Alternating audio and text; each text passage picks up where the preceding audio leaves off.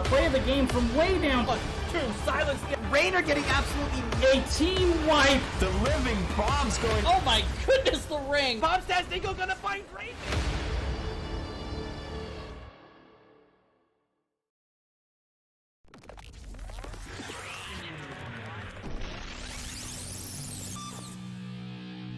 Oh, the life finder keeps Maev up. It was gonna be a close thing.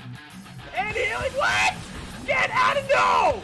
No! Triple stun again. Big flanks coming out from the Blaze. It's a death metal though. Death metal into the double, triple kill.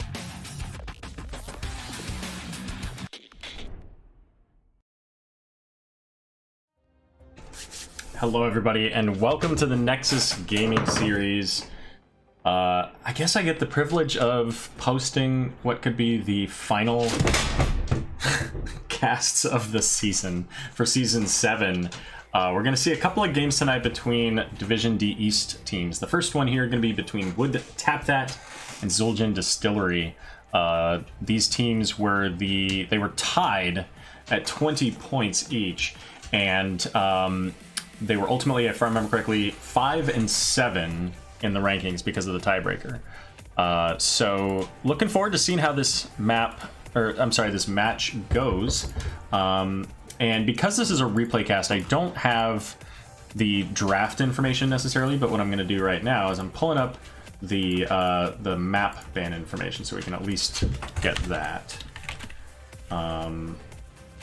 Let's see. So this was, there we go. So the map bans, it looks like Would Tap That banned out Infernal Shrines and Towers of Doom, and Battlefield of Eternity and Sky Temple for Zul'jin Distillery. And let's see, our first map is actually going to be on Tomb of the Spider Queen. Let me find out who actually picked that. Looks like that was picked by Zul'jin Distillery. They are, which side are they on? They should be on the right, okay. But they're not, so I'm gonna go ahead and swap those. Swap and swap. There we go. All right. Well, let's go ahead and take a look at the maps. Just show those real quick so that shows up on the stream.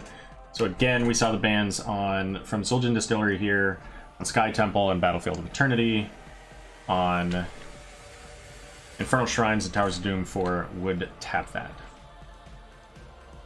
That's it. So let's go ahead and get right into the game here.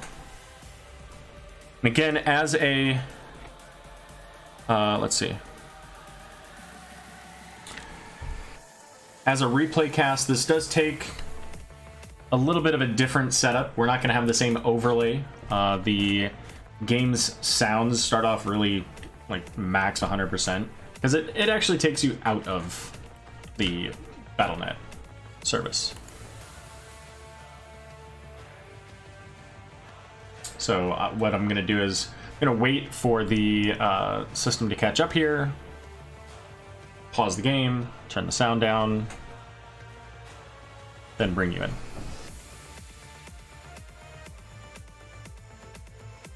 Now, for those of you here live, the Season 7 Meat Hall is going to be on Sunday at 9 p.m.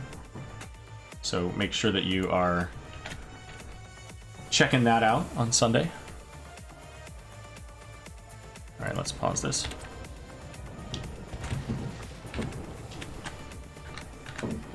Get the sound better here. That should be about right.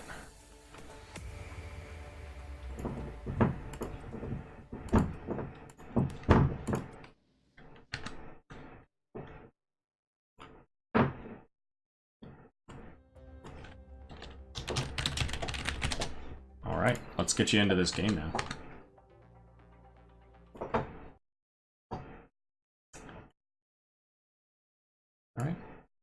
All right, there we go. Oh, gotta take that out. All right, so unpausing here for game number 1 between Zul'jin Distillery on the left and Would Tap That on the right. I am going to be taking the overlay down here in a few minutes so that we can actually see these talents as they pop. We've got DeWitt on Kira, Cowboy Kyle on Arthas, Ankle Shot on ETC, Lucio playing the Nutcracker, and B-Fresh on Raynor.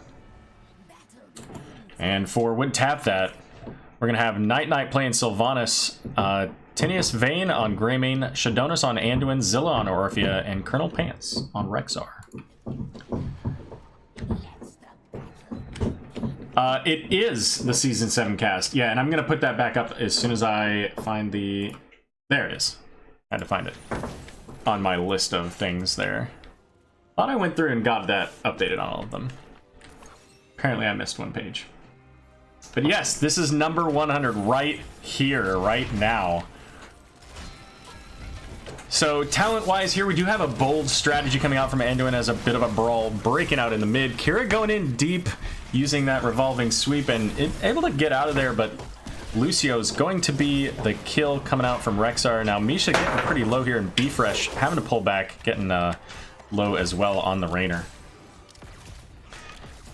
And pardon the dog in the background playing with her bone there. So what do we got? We got Block Party from ETC to help out with the damage from the Greymane. That's going to be helpful. Ace in the hole for Raynor. And now Night Knight getting that Shadow Dagger quest, getting some value on that ETC. Now this was far enough back that the ETC Mosh Pit bug did not come into play, so we're not going to see any of that, and of course that's been fixed anyways. So that really only affected a few of those Grand Finals games. And in the bot lane, Colonel Pants versus Cowboy Kyle. But as we see, Greymane picking up the Siege Camp, taking a fair bit of damage there, it looks like, from those giants. I like to think that I just have absolutely no life, and that everybody else is having a more enjoyable time in the real world than I am, 7th Ace. Not to say that I don't enjoy the real world, it's perfectly fine. It's the people that make it awkward. Alright, level 3.5, so we've got about a quarter-ish lead on the side of Would Tap That. And the Siege Giant here, getting pretty decent value right at the beginning, getting a full tower, as Arthas having to hearth away there to catch up on the health and mana. 18 gems so far turned in for the WTT. And just hanging around the egg spawn there. And once again, DeWitt going in on the Kira, but getting the Chastise within range of the tower does get a little bit of extra damage. So ultimately an equal trade in damage there as far as percentage of life. Now we've got a 4v3 in the middle while Raynor making his way up. And I think, you know, overall with these teams, I mean, Sylvanas gives them extra push value, but hold up. DeWitt going in, does get onto the Anduin here. The Blaze charging in with jet propulsion. Power slide in onto the Greymane, but he's going to be able to make his way out. Breaking out the wolf form. And the extra dive. But the big stun play onto Kira. Kira being far in there. That's gonna pull off all of 7 gems. Not an insurmountable. It's really only 2 and a little bit of waves. So, you know, nothing too crazy for them. Now, Blaze is pretty low on mana here, so I expect we'll see him tap or maybe even back soon, as they're about halfway on the gem count for Would Tap That, and they just got the little flash that indicates that they have enough to turn in and complete the gem cycle there. But anyways, what I was going to say before they dove in there on the Anduin, you know, having this Sylvanas is going to give them a lot of value if they can get their turn in. And they also have the significant siege value coming out from the Greymane. So with on the other side, with the Arthas and ETC, I mean, they still have the potential for that siege with Raynor having, you know, the Hyperion potential. But to me, it looks more like they're going for, you know, fighting over the teams themselves, as opposed to getting as much value out of structures with each of these waves as possible. So I think that's what I'm seeing out of these two teams for what they're going. Now, that being said, it would be interesting, and I think we could see a Syndragosa, which could in part give Zul'jin Distillery that same value, or similar value. But we'll see. So, Zul'jin Distillery looking to clear up mid first, while Wood Tap That getting the full wall out of their initial Web Weaver here. And it looks like they're going to get the Healing Well as well. So, level 7s have been achieved. And Dewey going in on the Blaze again. Blaze doesn't have a lot of mana here, so they have to be somewhat cautious. At this point, he doesn't even have enough for a jet propulsion. And so they're going to go ahead and pull back. They, you know, I think if Blaze has full mana there, they might even be able to continue, you know, pressuring that a bit. But they're just going to come down and get what they can onto this mid wall. Just a little bit of damage. And even down in the bot lane, Rexar finishing up that wall does look like they're going to get the Healing Well. So a pretty decent push coming out from Wood Tap That right at the beginning of this.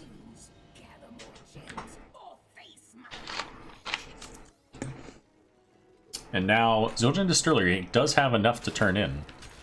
Now, who has them? So it looks like B-Fresh on Raynor has a pretty significant amount. Lucio has 10. Otherwise, they're fairly spread out, it looks like. But Cowboy Kyle is going to get caught by the full breadth of the team here. That sacrifice is going to give Zul'jin Distillery the opportunity to turn up in the top half of the map.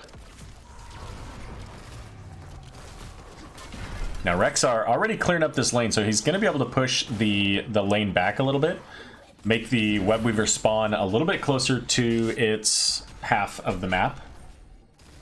And of course there's a timer on the Web Weavers, so that equates to instant damage to the Web Weaver, because it's that much longer before it'll catch on to his own structures there.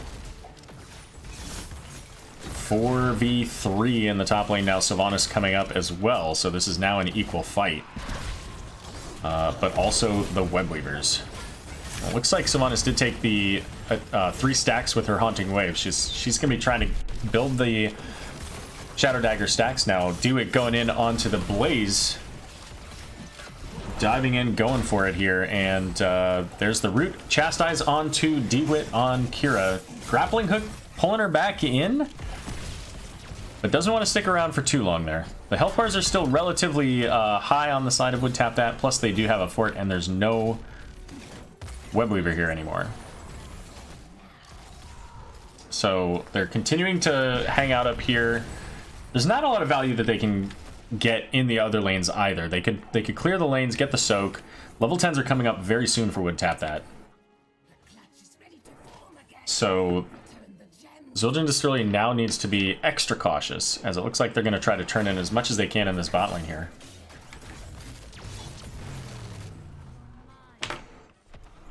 And now we're going to see the rotation here from Wood Tap That coming down. Maybe they get this... Oh, they get the stun or the root onto Lucio, and that's absolutely huge for them. They go for the throat as well. That was a good 15, 16 or so gems that Lucio just lost there. About half of what the team had currently. But the rest of their ultimates, let's take a look. So we've got the Wailing Arrow, the Light Bomb, the Combustion, the something the Boars release? Unleash the Boars. And of course that go for the throat. On the other side, the Mosh Pit, it is going to be the Cinder Gosa. Now, Unrelenting Strikes here for Kira is a bit of an interesting choice. We'll come back to that in a second. We also have the Sound Barrier and Rainer's Raider. So the rotation down into the bot lane, maybe to try to gank the Arthas, but they weren't able to get there. Now, Kira, Revolving Strike onto Anduin, is going to pop that Light Bomb. There's the Mosh Pit that gets interrupted by that Light Bomb. That's one of the things I was going to bring up. The root onto ETC, but Sound Barrier is going to make it. And looked like Unrelenting Strikes did hit one, I think maybe Kira. But Kira not Kira, but Sylvanas. But ETC, Kira, and Lucio, 1, 2, 3 going down. So what I was going to say about the Unrelenting Strikes is that until you get to level 20 and upgrade it with the Silence... Does Rainer go down here? He might go down here. He's pretty slow. And the dot might kill him? No. Wow. Look at that. Be fresh. Hopefully bought a lotto ticket that day. But anyways, what I was going to say is, you know, the Unrelenting Strikes... It's one of those abilities that... It's kind of like Consume Souls. If you get interrupted in the middle of it, it's worthless. and it's full cooldown. Now, the cooldown is fairly short. It's only, what, 60, 75 seconds. So it's not as bad as Consume Souls, which is 2 minutes. But you've got a jet propulsion, we have a light bomb. Speaking of light bomb, there it is, getting the stun onto 2, and Kira goes straight to death, followed up by the Lucio, as Go for the Throat coming in to finish him off. But yeah, so we've got multiple ways. I mean, Wailing Arrow, the Misha Charge, Jet Propulsion. There are a lot of ways to stop the Unrelenting Strikes. And unlike Consume Souls, which you can do from anywhere on the map, and certainly from far enough back to not get interrupted, Unrelenting Strikes, you've got to be in their face. So until level 20, when you get the Silence, which is only based on the initial cast, it's still a very awkward talent to take. That being said, of course, Final Strike is it's a line effect. It's kind of like the Sunder, so you really have to hit it right on for that to provide significant value. But it does give you, you know, it can just be good damage to start with. You don't have to use it to secure the kill. You can use it to initiate.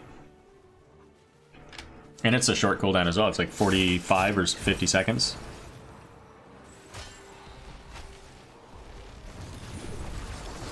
All right, so the root going out, getting a whole bunch of them stopped there. And Blaze jet propulsioning out, looked like? Or maybe he got knocked back. But here comes the mosh pit, the light bomb getting the stun to interrupt here. Colonel Pants in danger, but it's actually going to be ETC that goes down first. A big Unrelenting Strikes onto 3, including Blaze. There's the jet propulsion in, missing the Kira because she died. But Lucio and Arthas going down as well. And look at all these gems just gone now. And a relatively decently healthy would tap that team now. Heading on back, gathering their health, getting their mana. It looks like there's some confusion over whether they wanted to get the boss. And I think death timers are still pretty low. They do have the talent tier advantage. I think that they probably could do it. But, I mean, these, especially with these lanes being pushed as far as they are. But I think the better play is for them to look at 16. You know, they've got multiple camps on the map that can help them to get that. 16 is just so much better of a power spike over the 13, and so yeah, so a good, I don't know, 20-30 seconds of kind of indecision here, ultimately culminating in them splitting up and getting those 2 camps as mentioned. And they should be able to clear them up pretty quickly. I mean, they're gonna be able to get these, that'll give them a big chunk toward the level 16. So only about 20% to go here. And we did see now DeWitt there just checking up in the top lane, making sure that they weren't on the boss. And now with them being on the same talent tiers, this is even more of a, you know, push to get 16 and, you know, going for the boss. I guess they can see them, right? Can they see them? Let's look. V? Yeah, so they can definitely see them. They can't see Raynor, but that's fine. Now, how do I get off you? There we go. Now, can these guys see? I don't think they can. They can't see anything going on at the boss at this time, but they're on their way. So boss picked up now the jet propulsion in onto Arthas. Arthas is getting very low. The root is going to land. And Icebound Fortitude was used and able to get him out of the root pretty quickly here, but not quickly enough before he's going to go down. And with that 16 advantage and a boss, I think Would Tap That might be looking to end this game. They've got the blackened arrows, or black arrows, whatever it is, to lock down the tower. Now, ETC Mosh is still a threat, but again, as if they don't get the Anduin, I mean, Anduin's been really good about placing the light bomb. Oh, but the quick kill onto Lucio. Now, DeWitt in danger as well. Flipping around, trying to get that Unrelenting Strikes, but not quite able to do so. There's the light bomb, and that's going to be one more kill, this time onto ETC. Bfresh diving back into the base to stay safe. And this is looking, with the boss at half health or so, like it's going to be game number 1 going over to Would Tap That.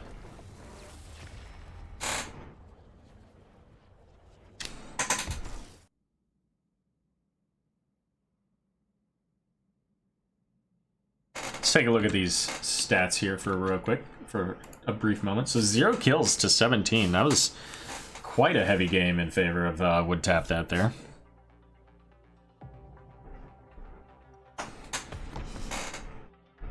Take a look at the stats as well.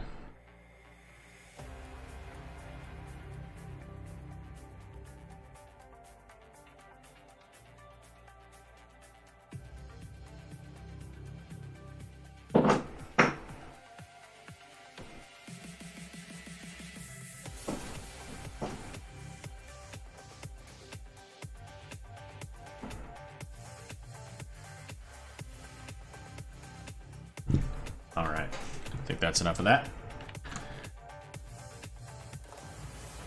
All right, so give us just a moment here as I now have to log all the way back in, because that's just how this works. Looks like the teams swapped on the next one, so let's go ahead and just take care of that right now.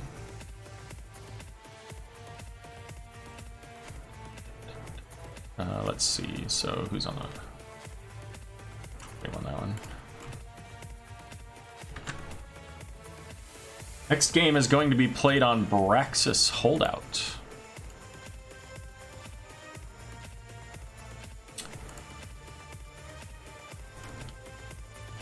Looks like that was the pick of Would Tap That. And they are on the left, so go.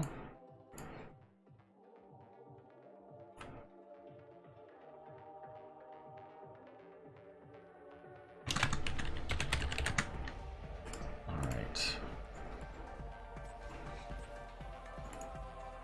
right, there it is. Braxis Holdout.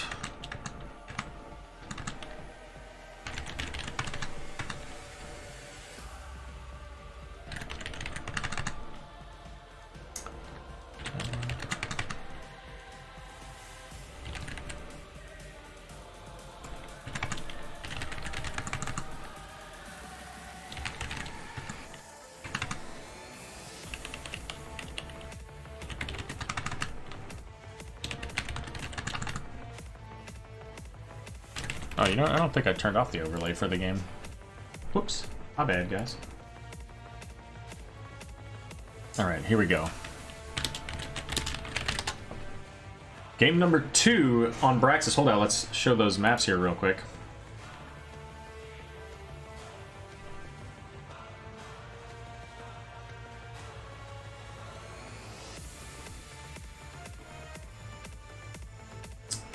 And get this game loaded.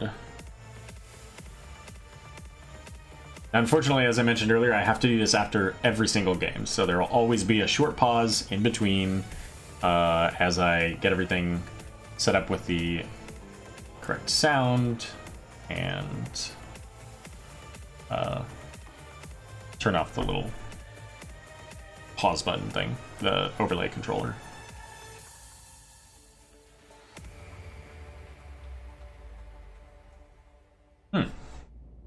There's more real estate of my artwork in the background. Alright, let's see. So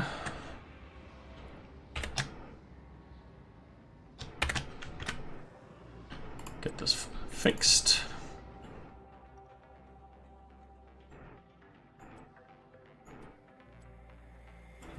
There we go. Alright. Let's get on to game number 2. On the left, we've got Would Tap That, changing it up onto the other side of the screen here. There we go. We've got Night Knight on Sylvanas, Tiniest Vein on Tychus, Shadonis on Rhaegar, Zilla on Diablo, and Colonel Pants on Yrel. And on the right side, Zul'jin Distillery, Cowboy Kyle on Uther, Dehwit on Garrosh, Ankle Shot on Jaina, Nutcracker on Malthael, and Be Fresh on Raynor.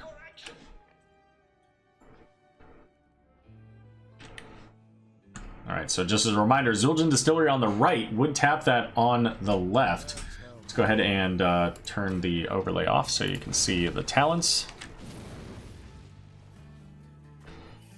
So the Malthael taking that movement speed at 1, the personal movement speed as opposed to the mounted speed, Fear the Reaper. So that's a short cooldown that gives him a quick burst of speed. We've got Hammer the Lightbringer coming out for Kuboikal on the Uther. Going for that auto attack setup there. And Garrosh trying to get a throw, instead gets overpowered. And pretty decent damage here as Tenuous Vein getting that minigun damage onto the Garrosh. Let's check in here with Malthael and Yrel. This I expect to be a relatively balanced, even setup, and I don't expect there to be a whole lot of excitement there. But I'll try to go up there and show you guys what's going on in the solo lane every once in a while. And the throw this time after the Shadow Charge, and that's going to be first blood, and that is the danger of Shadow Charging in onto a team that has a Garrosh. Have to be a little bit careful there as Garrosh is able to really make it a tough time for you.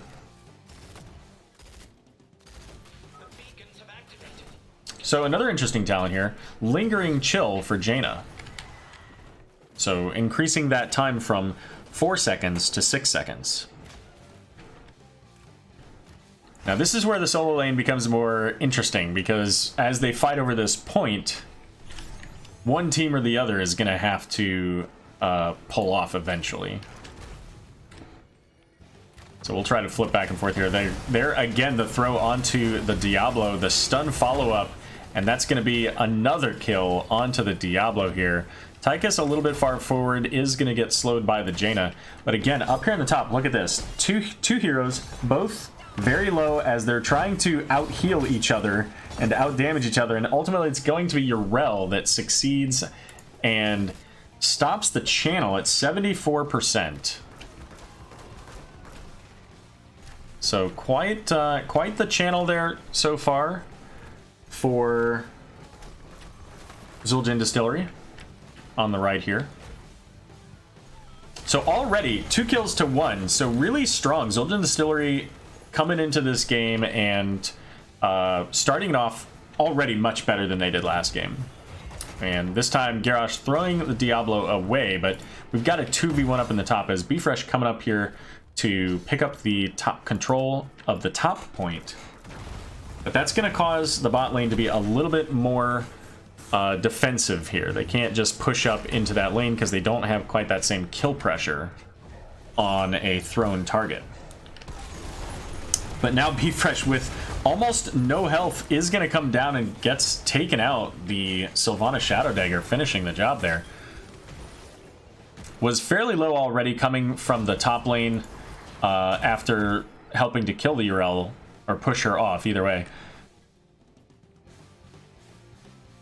But that's going to allow the blue team now to get their channel at least equal and possibly even finish it up, although Malthael did get up to the top point, so he's going to pause that. Raynor making his way down now, so this is going to give Zul'jin Distillery the opportunity to get back in onto this point if they can find a decent position to do so. If they can get maybe a good throw here, and Garrosh is looking, and there's the throw onto the Tychus. The stun didn't get landed there by the Uther, but once again, Malthael getting that kill onto Yrel up in the top lane, so able to hold on to that top point here. The Shadow Charge in, this time Diablo stunning the Garrosh, and it looks like Garrosh is probably looking for a throw, but he's getting pretty low, uses the Bloodthirst, does throw Shadonis over, and they end up getting the kill onto, look at this, 50 armor, 50 armor, 50 on the 50. Absolutely nuts. You can't cut it any closer than that. Means that Garrosh was under 1% health. And you know what? DeWitt's just over here like, yeah, I know, calculated. So Sylvanas does do pretty decent spread damage with this Shadow Dagger, so she's gonna be able to get some clear out there. Tychus also with his spread damage there on his Q. DeWitt looking for the throw. They do get the stun follow-up onto Diablo, but Diablo just Shadow Charges away this time. Doesn't need to worry about the wall. And you can see Garrosh there working on his stacks for his level 1 quests. Take a look at that. 13 out of 15 so far. As Urel getting the kill on the Malthael up in the top lane. With, presumably with the aid of the Zerg there. And I just want to say I apologize to the solo laners for any missed kills. There's just so much more typically going on down here.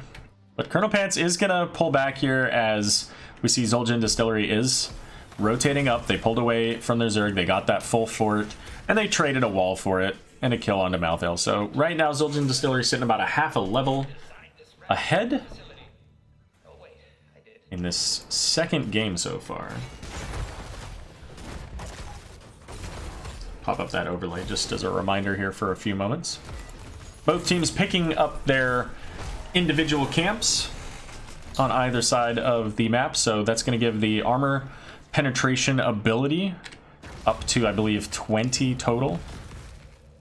And it looks like Zul'jin Distillery looking to push with theirs, and so that's going to force the rotation in from Would Tap That. The throw onto Urel, they did already use the knockback, but the stun from Uther going to help keep her locked down, and that's going to be a nice easy kill. And this is a 5v4 now. I'm sorry, it was a 5v4. Now it's a 4v4. Math is hard. Numbers are awkward. But they do get that whole wall and about half of each of those towers. And here comes Malthael now. The shadow charge in. The throw from Garrosh. And Diablo, quite slowed, gets the cleanse. And now Diablo is having difficulties getting through the body block as Garrosh making his way through there. And Garrosh looking to maybe try to catch up to the Tychus. And the grenade booped him into the Tychus, but the tower shots, taking the tower shots, forcing him to pull back instead of continue on for that kill.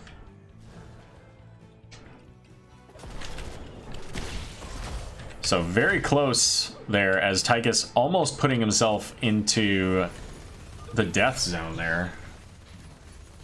And level 10's now available, so with Garrosh coming over here, they know they're here, but they can't really come in on this. Although Garrosh is going in anyway, the overpower stuns just leaving Garrosh as a quick kill there.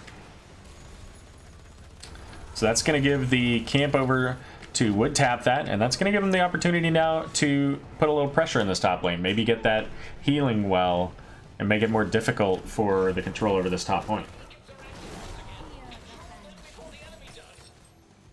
Our level 10's now available for both sides, so we have a Draken Laser Drill there from Tychus, the Lightning Breath on Diablo, Ardent Defender for Urel, Ancestral Healing for Rhaegar, and Wailing Arrow for Sylvanas. On the other side for Zul'jin Distillery, Warlord's Challenge come out from Garrosh, Rainer's Raider from Raynor, the Last Rites out of Malthael, Divine Storm from Uther, and Ring of Frost from Jaina.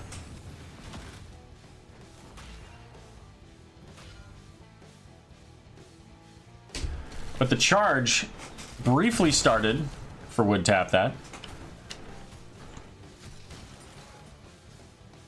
Interrupted here by the Zul'jin Distillery. As we're looking at a 5v5 here, we see the danger pings showing that Diablo's there. The throw going out onto Rhaegar. That's going to be a huge pick for them. And the follow-up kill onto Sylvanas, and now Diablo, and the laser drill getting some value in the back there. But DeWitt throwing in for another kill onto Tychus. Now Urel should be able to get out of here, although she doesn't have the movement speed on her level 7 talent there, but she does get the leap using that Avenging Wrath to get over the wall. So we're going to see now Zul'jin Distillery picking up this camp, and I expect one of them, it looks like Uther's going to go, maybe not, I was going to say somebody's going to go pick up this control point, presumably.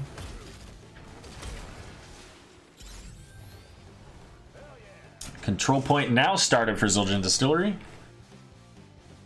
And the rotation coming up, Diablo Shadow charging on to be fresh there. Now he's not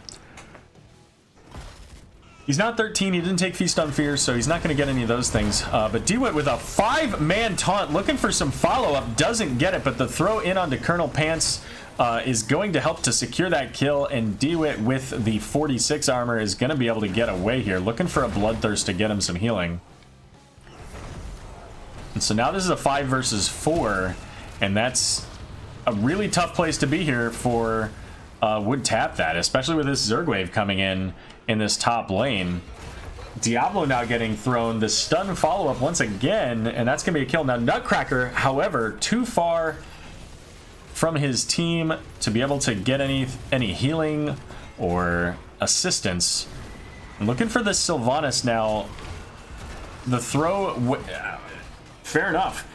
The haunting wave there from Sylvanas is going into the thing, so I don't even think that DeWitt needed to wait. But it could have been just that he didn't even have the throw.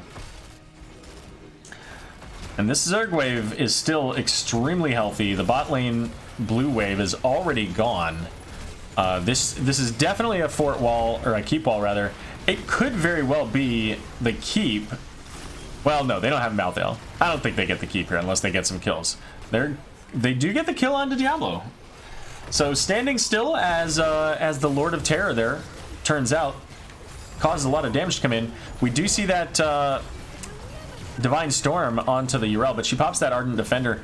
Unstoppable used on DeWitt, but Colonel Pants is going to end up going down in trade. So 2 for 1 now, 3 for 1 as they get the kill onto Sylvanas. Because keep in mind, the Zerg will attack heroes. They like heroes. They tasty. Oh, and we've got somebody with the BlizzCon banner over here. I believe that was last year's BlizzCon banner, if I remember, 2018 with the shark. This year's BlizzCon, actually I don't think there is a banner. It's just a spray and a portrait and the crab mount. So the celestial crab mount walking sideways, looking very awkward. Level 13 to level 15 as Zul'jin Distillery now picking up their Bruiser camp. And Yrel holding the line, making sure that nobody's coming in one way or the other here. Although the last time they did that on this point was Garrosh walking in and finding himself a dead hero. But it's good for them to have that vision and know what's going on. How's everybody doing tonight in chat? You guys awake out there? I know the season's done. Everybody's played. We know the results. But here we go. Garrosh throwing Yrel out of the fray. Not wanting to deal with that fight. And ultimately, I think XGD is looking for 16 here. You know, much like Would Tap That was in the last game, they've got the advantage. They've got all the structure advantage. All of theirs are up. There's only one keep available here for Would Tap That. It's in the bot lane. So 16's almost available. I don't expect them to do anything crazy like a boss play, but it would not surprise me to see them now engage into a fight if they can find really anybody. And it looks like Garrosh is gonna find the Yrel, throws her over. The Ardent Defender is coming up, but the early last rites rather is just not gonna get the job done. But Yrel does eventually go down to the rest of the team as Malthael going down deep in the team.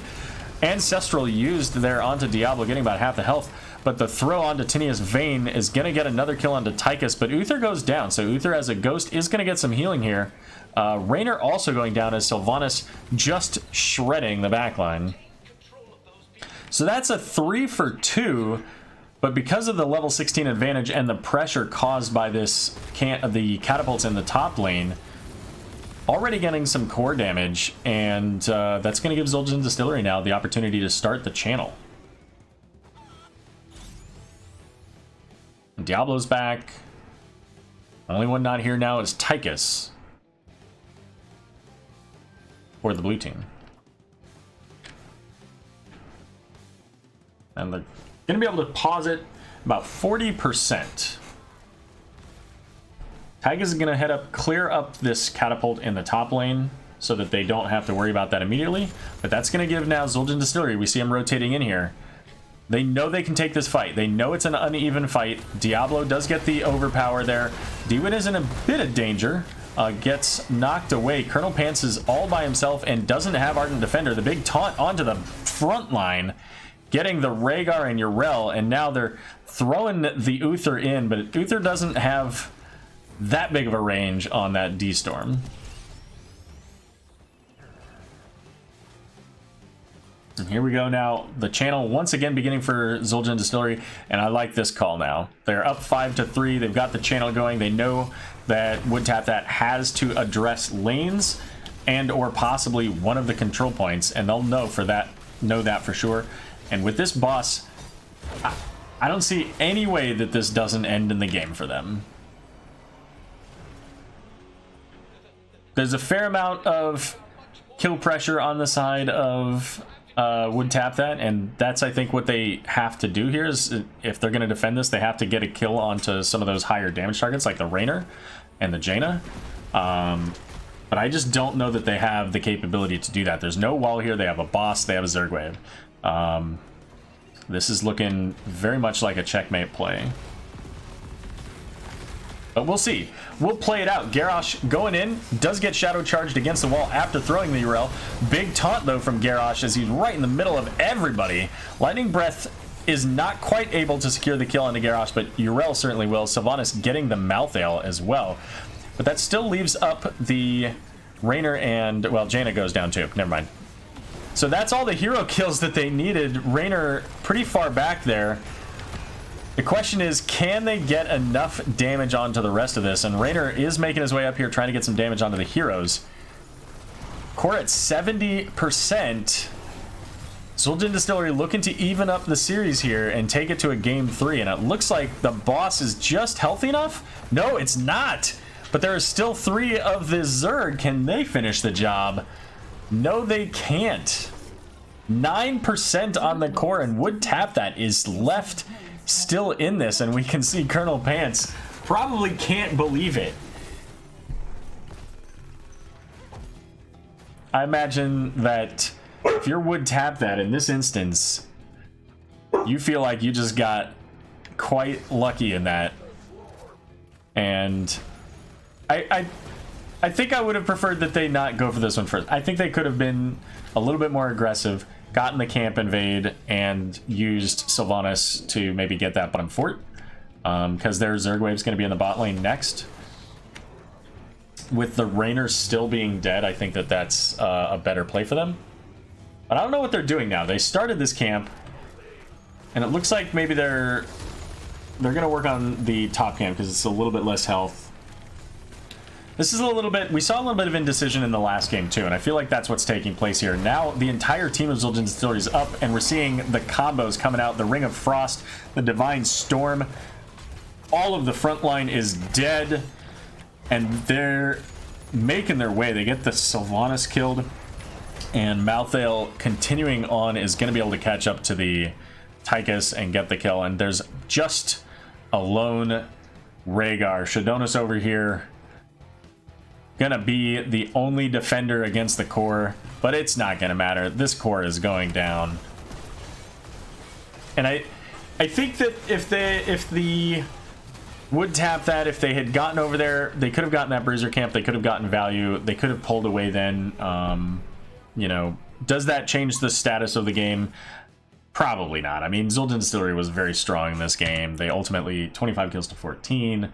You know, obviously they got the core down to 9%. At some point, they probably could have even just done a core rush, and if they had a good position for it. But it was a solid defense. They were able to defend a full Zerg Wave and a boss and the entirety of the team. So there you go. All right, let's get that set up here for game number 3. And this one's going to be Alterac Pass, and of course, they swapped again, because why wouldn't you?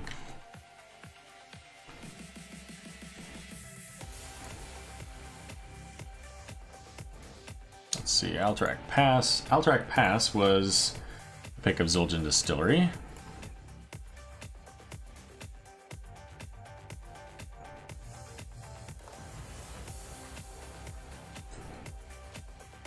Okay, there we go. Get logged back in.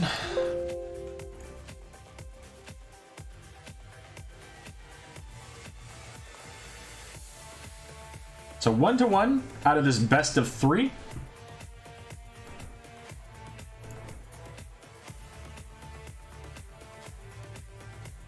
It's also important to realize, I believe, yeah, so this would have been before the Junkrat and Whitemane reworks as well. So Whitemane probably not going to be picked up, but we could see Junkrat. I mean, that is a thing. Actually, I can look. We're not going to see Junkrat. We could, but we're not. All right, game number 3 here. Alterac Pass. So give me 1 second to put in the names here.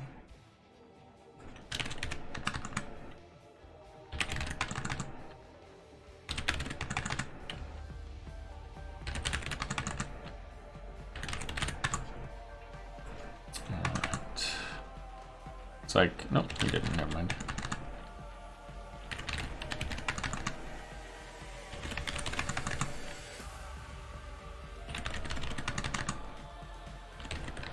All right, there we go. All right, let's get into it then. While we're loading, I'll show you the maps.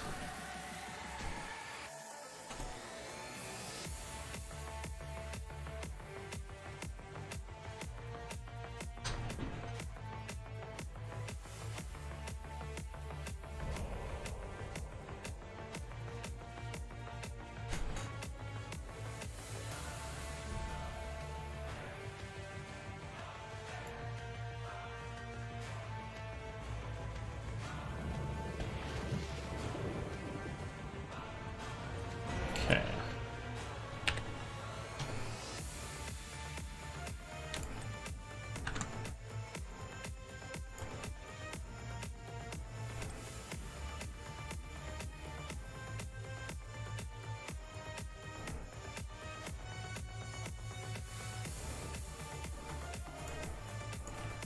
All right, everything looks good. Let's get into the game. Game number 3. All right, that is right. Game number 3 on Alterac Pass here between Zul'jin Distillery and Wood Tap That. Zul'jin Distillery on the left. Let's go ahead and introduce our teams. We've got DeWitt playing ETC. Cowboy Kyle is not playing the Butcher. Cowboy Kyle is playing the Uther. Let's try that again. All right, Cowboy Kyle on the Uther. Ankle Shot on Jaina. Nutcracker on Leoric. And Be Fresh on Raynor. And over here to the right, it's Wood Tap That. We've got Night Knight on Orphea. Zilla going to be playing Johanna. Tinius Vane on Greymane. Colonel Pants on Blaze. And Shadonis on Anduin. Oh, it's Alpha. Welcome. I don't even know. How do you say that? Bellis Cold Wine? Belis? Belis? I don't know. You'll have to tell me how you pronounce that. But anyway, so a little bit of fighting over the middle here, and we're going to see the Blaze Leoric rotating into the bot lane. Now, Alterac Pass is one of those maps that it's a little bit harder to do a 4-1 rotation, because the rotations between the lanes, top and mid, or mid and bot, are just, first of all, they're equal. But second of all, they're slowed, because you've got these slowing pits. They're pretty far, and as such, you're going to see the Raynor and Greymane coming up here solo. Now, right away, Zul'jin Distillery making their way onto their Null Camp here. And the Null Camps are really high value on this map, getting the cleaving armor penalty, as you can see there on Cowboy Kyle.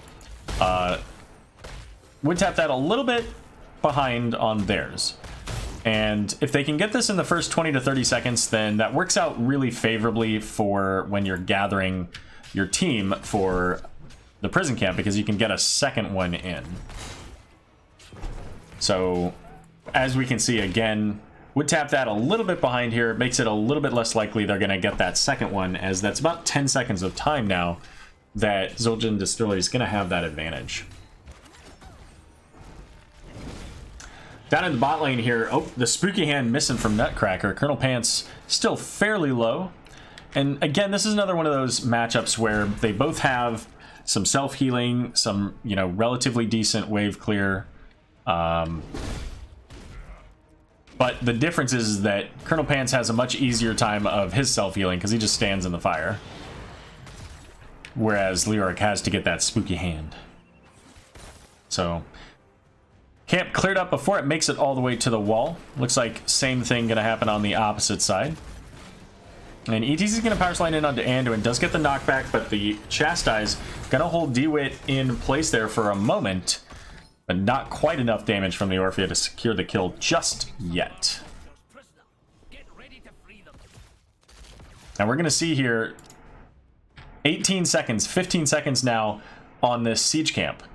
You can see the prisoners are spawning now in 15 seconds. So that means that Zul'jin Distillery has the option to come back here, get this camp at the same time, and send that out. And that's exactly what they're doing. They're going to send this out. So now they can have extra pressure in the lane while they move forward into the prison camp.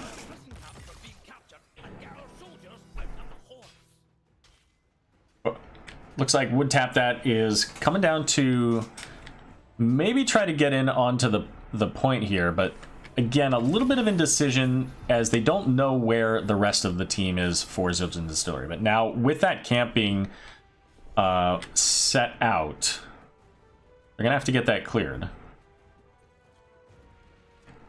Or it'll eventually just get structure damage.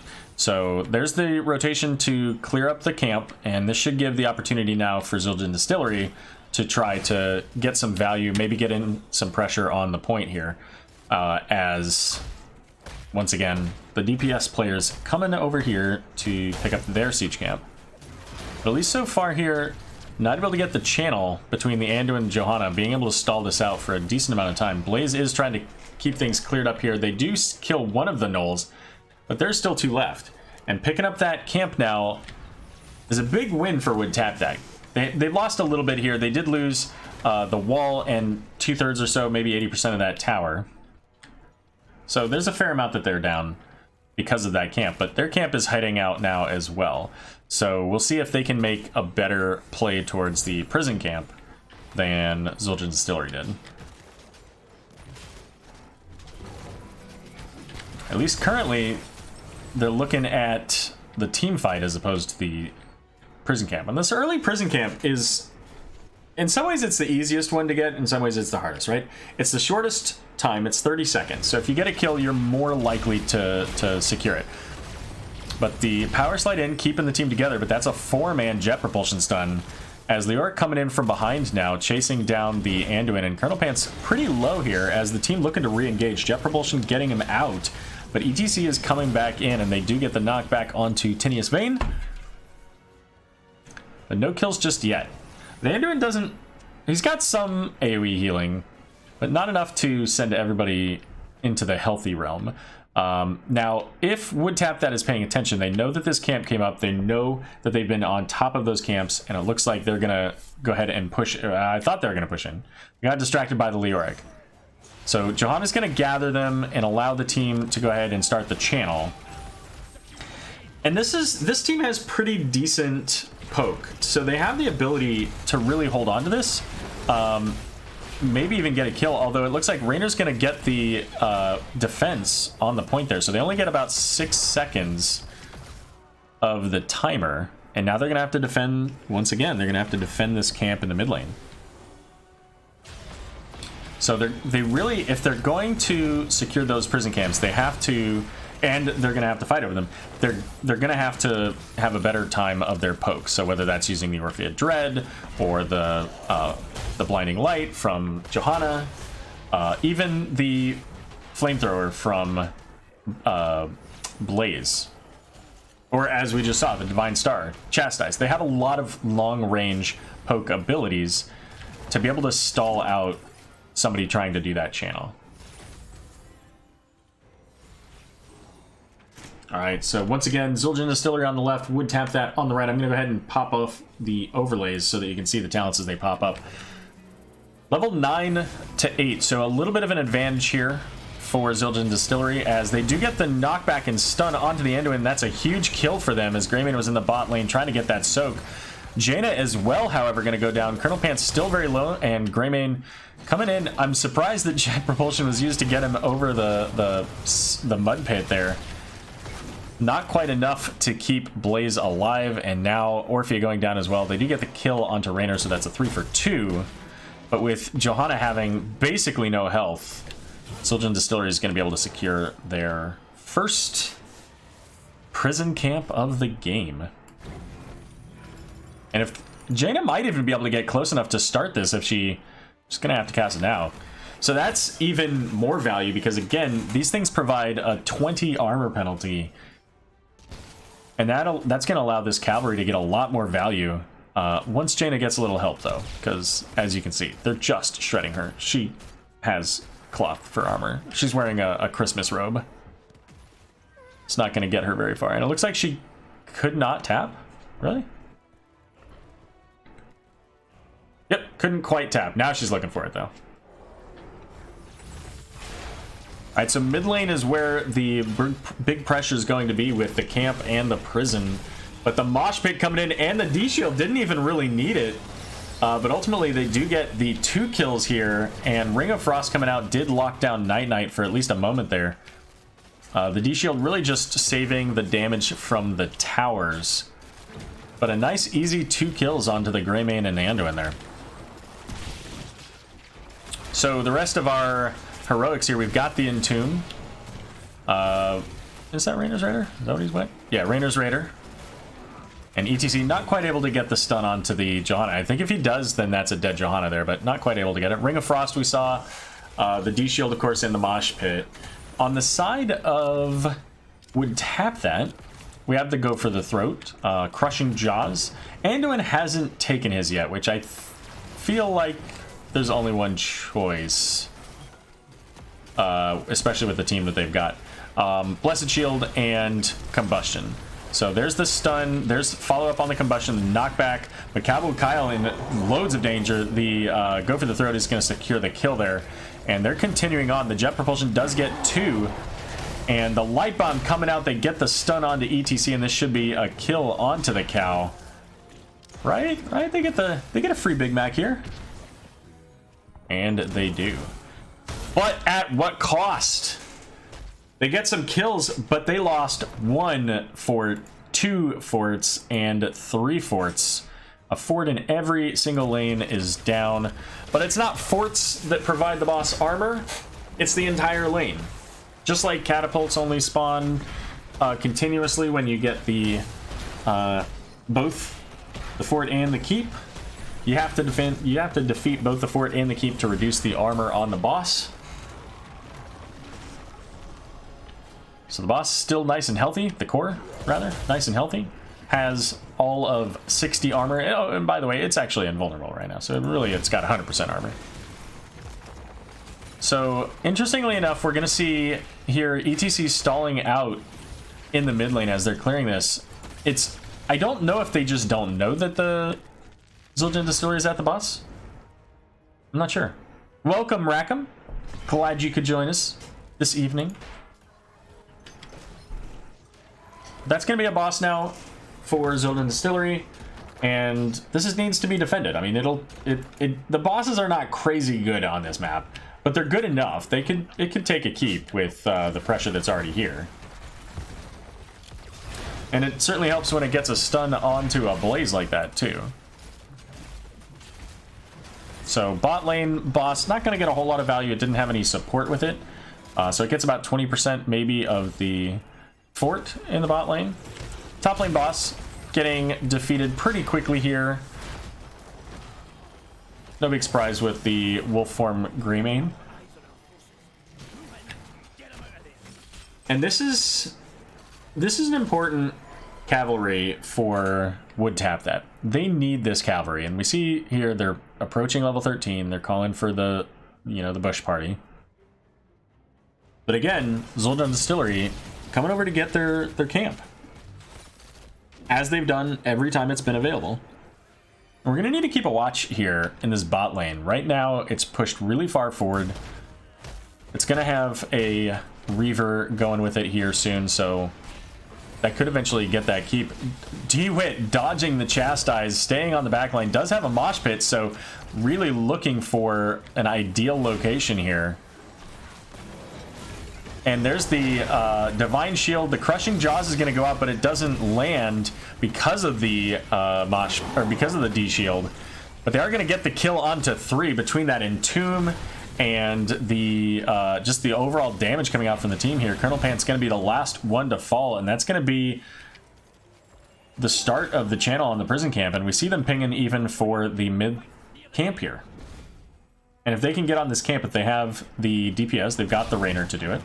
They can get on this camp, then this wall for sure is down before the rest of the team can stop it, especially with the camp they've already got going. And with a 6 null wave of camp pressure in this lane, that's an absolute truckload of damage that could be going into this fort. But it's not... The purpose of getting it is not to take the keep, it's to secure the prison camp. And what I'd like to see right now is I'd like to see Zul'jin Distillery commit to either the top or the bot lane. It looks like they're going to go top. And that all but secures the opposite lane, so in this case the bottom lane.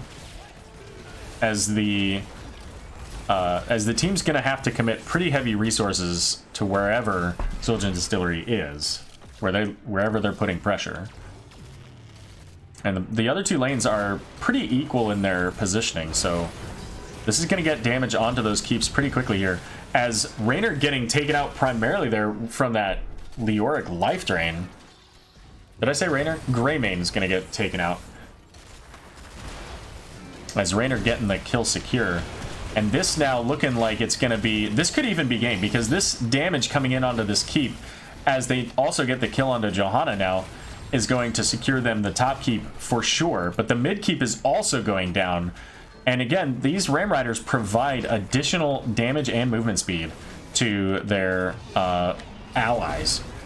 Divine Mosh once again going out. Orphea getting a little bit too close, but that's going to be the kill onto the Blaze. And now Orphea getting stunned here.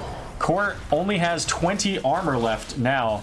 Even that's going to be going away soon here as this bottom keep is going down. And all 5 members of Zul'jin Distillery are up. And that's going to be the end of game number 3, going over to Zul'jin Distillery. Making use of the Holy Cow, bringing the Divine Mosh. What else can I say? The beefy Big Mac plays into the Nexus. Let's take a quick look at stats. Welcome, Repsychic. Glad you could join us. Oh, you hate to see it. 1 point away here for the Mind Devourer on Orphea.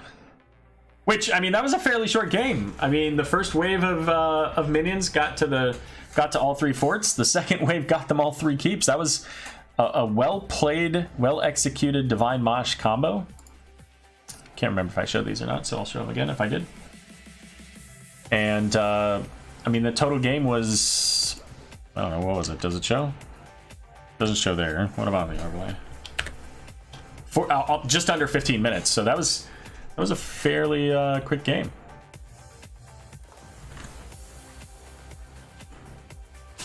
All right, so that is going to be it for our first matchup, as Zul'jin Distillery taking the... Let's see, they were on the left. Taking the 2-1 victory over Would Tap That. Now, again, at the end of the season, they were in a 3-way tie between Zul'jin Distillery, Would Tap That, and Probius. And it ended up being Would Tap That with the highest number of points in that 3-way tie. So they got seed number 5. Probius coming in with number 6, and then Zul'jin Distillery at number 7. But it was Probius, the number 6 seed, that went on all the way to the Coastal Finals. Actually went all the way to the Grand Finals. They actually won the Coastal Finals in an epic fashion. If you haven't seen that game, you should go watch it. But we're actually going to see now, the next replay cast is going to be between Church of Murky and Probius. Now, this is important for a couple of reasons. First of all, Probius played very well at the end of the season. I have no idea who won this matchup, whether it's 2 games or 3.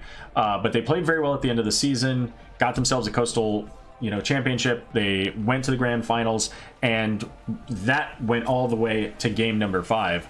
But aside from that, they're playing in a Zul'jin Distillery Invitational this Sunday evening, coincidentally about the same time as the meat hall. So shame on you guys for scheduling that at that time. But so this is going to be kind of a preview of what we could see between these two teams in just a couple days. But for right now, it's going to take me a moment to set up the stream, so I'm going to go ahead and put up a short break timer, catch myself a little bit of a beverage, and we'll be back in just a few minutes here to see Church of Murky versus Proteus. Be right back.